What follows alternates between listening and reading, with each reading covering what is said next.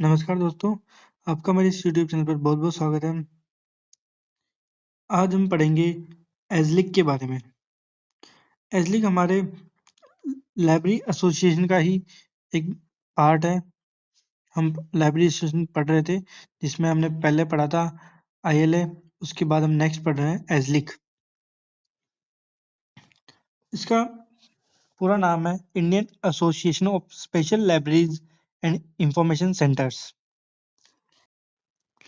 एज़लिक भारत में विशेष पुस्तकालय विज्ञान के विकास में सहयोग प्रदान करता है और एज़लिक उनके शोध और अध्ययन में भी सहयोग प्रदान करता है।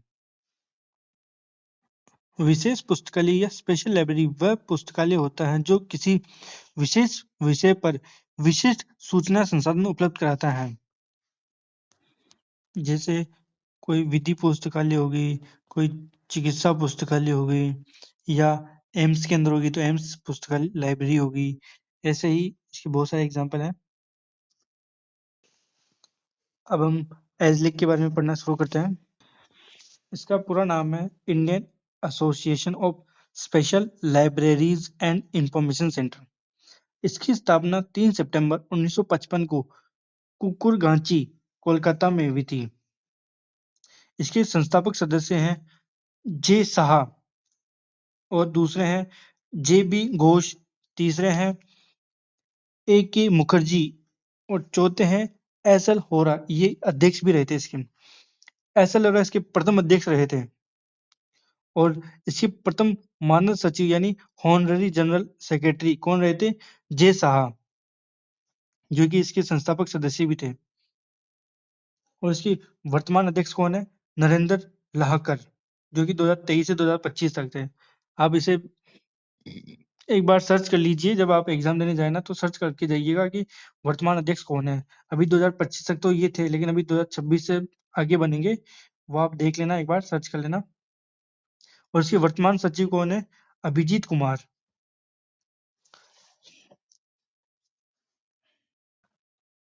एज़लिक की स्थापना अंतर्राष्ट्रीय संस्थाओं जैसे एसएलओगी और एज़लिक की तर्ज पर हुई थी। मतलब इन्हें ये भी क्या स्पेशल लाइब्रेरीज के लिए ही थी, तो उसी की तर्ज पर एज़लिक की स्थापना भारत में की गई स्पेशल लाइब्रेरीज के लिए। जैसा ये कार्य एसएलए और एज़लिक करते थे, वैसा ही कार्य एज़लिक भी करता है। एज़लिक प्रारंभ में सिर्फ स्पेशल लाइब्रेरीज तक ही सीमित था, परंतु समय के साथ साथ इसका कार्य क्षेत्र बढ़ता गया। अब इसमें सभी तरह के पुस्तकालयों के विकास पर जोर दिया जाता है। एज़लिक सिर्फ प्रारंभ में क्या था, सिर्फ स्पेशल लाइब्रेरीज तक ही सीमित था। वो सिर्फ स्पेशल लाइब्रेरीज के विकास पर ही जोर दिया करता था। लेकिन अब जैसे जैसे इसका विकास हो रहा है एज़लिक का, अब ये सभी तरह के पुस्तकालयों के विकास पर जोर देता है। अब इसके पदाधिकारी के बारे में देख लेते हैं कि इनमें कौन कौन से पद होते हैं। इसमें होता है एक अध्यक्ष का पद होता है और इसमें 6 उपाध्यक्ष होते हैं। इसमें एक सचिव होता है और एक कोषाध्यक्ष भी होता है और 2 संयुक्त सचिव होते हैं इसमें और 2 सहायक सचिव भी होते हैं और एक पुस्तकालय अध्यक्ष होता है इसमें। और इसमें 20 काउंसिल सदस्य होते हैं। और जो ये इसकी ये एग्जीक्यूटिव कमेटी है ना, इसका चुनाव प्रत्येक 3 वर्ष में एक बार होता है।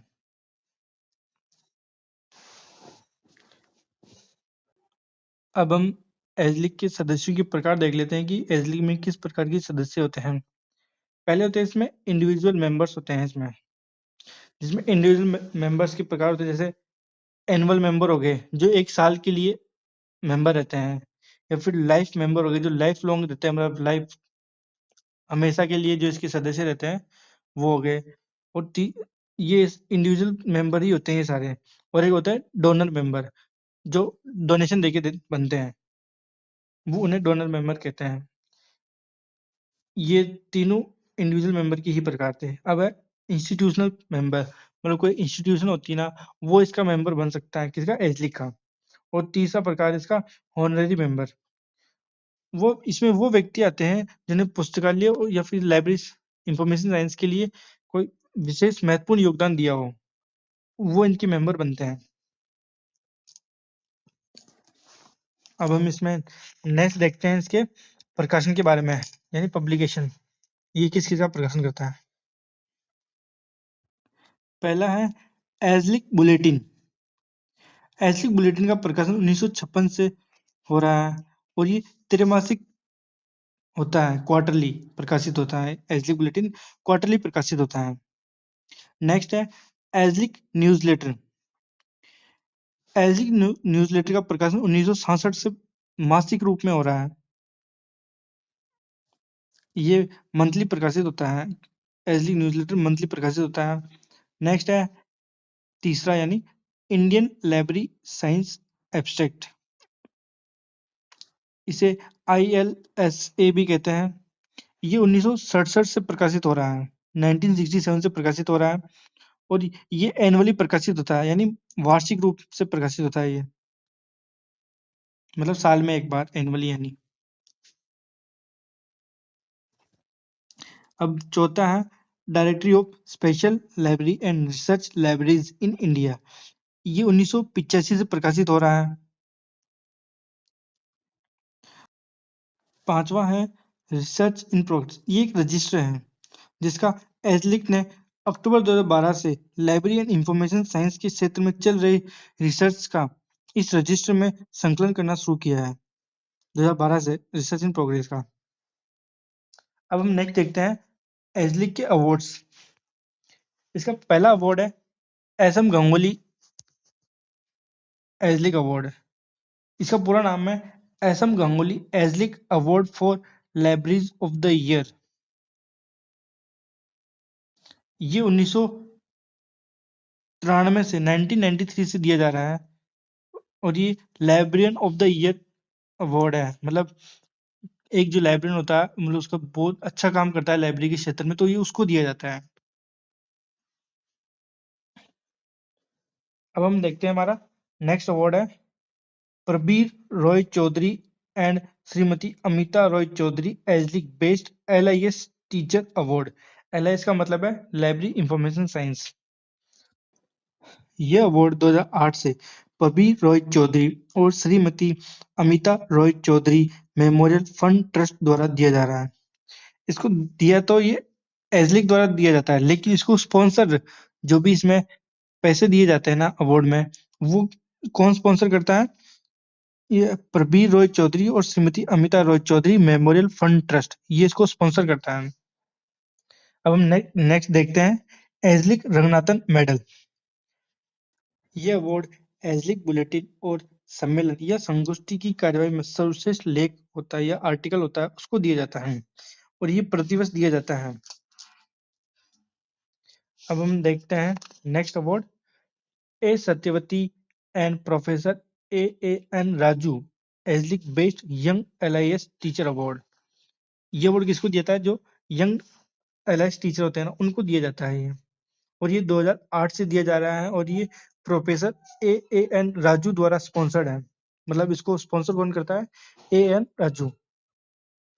दिया तो ये एजलिक द्वारा ही जाता है, लेकिन इसको स्पॉन्सर कौन करता है? AAN राजू। अब हम नेक्स्ट अवार्ड देखते हैं, पांचवा professor AK Mukherjee azelaic life time achievement award. ये अवार्ड 2008 से दिया जा रहा है और ये सिर्फ रिटायर्ड लाइब्रेरियंस को ही दिया जाता है। अब हम देखेंगे एजलिक के उद्देश्य या कार्य। इसका पहला कार्य लाइब्रेरी साइंस की राष्ट्रीय और क्षेत्रीय स्तर पर आम और विशेष बैठकें या सम्मेलन आयोजित करवाना, इसका पहला कार्य है ये। इसका दूसरा कार्य है लाइब्रेरी साइंस से संबंधित पत्रिकाओं, मोनोग्राफ और मैनुअल, न्यूज़लेटर, कार्यवाही और रिपोर्ट प्रकाशित करना। ये जितने भी पत्रिकाएं होती है, मोनोग्राफ होते हैं, मैनुअल होते हैं, न्यूज़लेटर होते हैं या कार्यवाही होती है, उनकी रिपोर्ट प्रकाशित करता है। ये कौन करता है? एजली करता है। और एजली शॉर्ट टर्म ट्रेनिंग कोर्स भी करवाता है। उसका चौथा कार्य है लाइब्रेरी साइंस में अनुसंधान और अध्ययन का संचालन और सुविधा प्रदान करना। ये भी इसी का कार्य है। इसका पांचवा कार्य है पुस्तकालय और सूचना पेशेवरों के हितों को बढ़ावा देना और अन्य अन्य संगठनों के साथ सहयोग करना। अन्य संगठन इसके समान सहयोग होते हैं, जैसे SLA हो गया, उनके साथ ये सहयोग प्रदान करता है। हम इसके 1-2 में पॉइंट देख लेते हैं। एज़लिग ने जोगलाई के गठन में योगदान दिया था। जोगलाई का पूरा नाम है Joint Council of Library Association of India. IASLIC ने इसके गठन में योगदान दिया था। एज़लिग के कार्यों को 7 डिवीजन में बांटा गया है। जो एज़लिग के कार्य है वो बहुत बड़ा कार्य क्षेत्र है, तो उसको 7 अलग-अलग भागों में बांटा गया है। अब हम नेक्स्ट देखते हैं इसके सेमिनार के बारे में। एज़लिग का 30th नेशनल सेमिनार 2024 में हुआ था। ये कहाँ पर हुआ था? अलीगढ़ मुस्लिम यूनिवर्सिटी यूपी में। और ये कब हुआ था? 21 से 23 नवंबर 2024 को हुआ था। वैसे एक 2-2 साल में होते रहते हैं, तो ये 2024 में होता, 2026 में होगा। आप जब भी एग्जाम देने जाए तो एक बार देख लेना कि लेटेस्ट सेमिनार कौन सा हुआ था, क्योंकि एग्जाम में पूछ लिया जाता है बहुत बार। तो अभी के लिए लेटेस्ट सिर्फ ये 2024 वाला ही है। अब इनके कॉन्फ्रेंस के बारे में देख लेते हैं। एजलिक की 34th ऑल इंडिया कॉन्फ्रेंस 2025 ये कब होगी? 5 से 7 जनवरी 2026 को होगी। मतलब अभी लेटेस्ट हुई है ये। और ये कहाँ पर होगी? अखमा देवी वुमेन यूनिवर्सिटी विजयपुरा कर्नाटक में यहाँ पर हुई थी ये कॉन्फ्रेंस। ये लेटेस्ट है। और इसकी थीम के बारे में भी देख लेते हैं। इसकी थीम क्या थी? इसकी थीम थी लाइब्रेरी विजन 2047 2047। ये इसकी लेटेस्ट कॉन्फ्रेंस थी। आप जब भी एग्जाम देने जाए तो एक बार जरूर देखते हुए जाना कि इसकी लेटेस्ट कॉन्फ्रेंस कौन सी है, क्योंकि मान लो एग्जाम 1 साल बाद हुआ तो जब तक मान लो कोई दूसरी कॉन्फ्रेंस होगी। वैसे तो 2 साल से ज्यादा लगते हैं ऐसी कॉन्फ्रेंस होने में। फिर भी आप एक बार जब भी एग्जाम देने जाए तो ये देखते हुए जाए। तो आज हमारा ये टॉपिक यहीं समाप्त होता है। आप मुझे कमेंट में बताना है कि आपको वीडियो कैसी लगी, और आप इस चैनल को सब्सक्राइब करना और वीडियो को लाइक करना, ताकि मैं आपको ऐसी ही और वीडियो लाता रहूं। और मिलते हैं अब नेक्स्ट क्लास में। तब तक के लिए धन्यवाद।